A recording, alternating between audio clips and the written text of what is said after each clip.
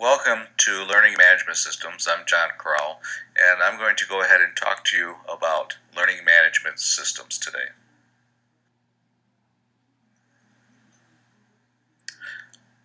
First of all, we need to talk about what a learning management system is. Hobbes states that a learning management system, or LMS, automates many of the processes associated with learning. It is a management software package enabling the delivery of learning content, resources, and activities, and also handles the associated administrative tasks. Now, there are many softwares out there that are LMS, but we will focus today on Moodle, Edmodo, and the Google Classroom. Some general features of LMS, which Mahoney talked about, were there are general course organization. That means that the information that you are going to teach is located at one site, so all the course content would be involved. It also allows for students to collaborate and to talk with each other and also with the instructor. And of course, of all features of e-learning, it allows for self-studying. The first software that we will look at today is a free and open sourced LMS known as Moodle. This is one of the more common systems out there, and especially in the high school. I know our school has been using it for about 4 years now. It has been used since 2002. It is based on modules, that's where the name Moodle comes from, that can be turned on and off when needed. Some of the pros with Moodles is that it is free. The content that you use within the Moodle site can be used again for other sections of the same class or even for other years. Your assignments, tests and assessments, and quizzes are centralized in one place so the students know where to log in and they know how to find the quiz whenever you direct them to it. And because it's been around for such a long time, there are a lot of users around, especially in the discussion boards areas where you can find out information about Moodle. Another LMS that is common is Edmodo. Edmodo is an LMS that is designed with social networking in mind. It is a web-based application, so that means that you have access to it at any time that you have an internet connection available. You have what we call posts, and these posts look pretty similar to a Facebook post. And inside of there could be a post that talks about an assignment that you would like students to do, and they would have a link to that assignment. You can have tests that are in the post. You can even have charts or graphs. Because it is a social networking style LMS, it encourages the communication between students and teachers. Some of the pros of Edmodo: it allows for cross-platform use. That means that you can use it on a computer, you can use it on your tablet devices, or even various phone devices with Android or iOS. It is easy to conduct formative assessment. You have polls and you can have questions and quizzes within your post.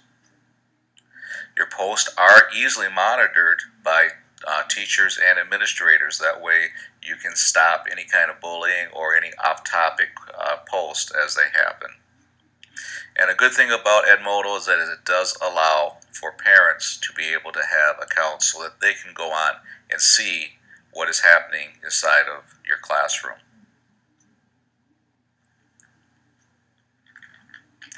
The last LMS we will talk about today is Google Classroom. Although we are calling it an LMS, in the traditional sense of the definition, it really does not fit all the criteria for a true LMS. In other words, it doesn't have all of the features that most LMS will have. It is really a web-based workflow platform. In other words, it's used for pushing out assignments, information out to students, and for them to also give you, the instructor, that information or assignments back. It was released in the summer of 2014, so it really has only had 1 year of service among teachers. It is evolving even as we use it today. It is part of the Google Apps for Education and is integrated with many of the Google products, such as Google Drive, Google Documents, and so on.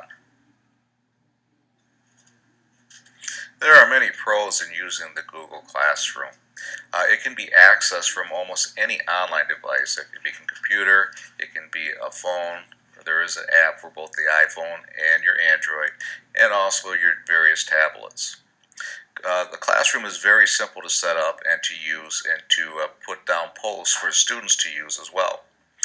It does allow access and storage to your Google Drive, and it also allows you to use the Google Docs suite.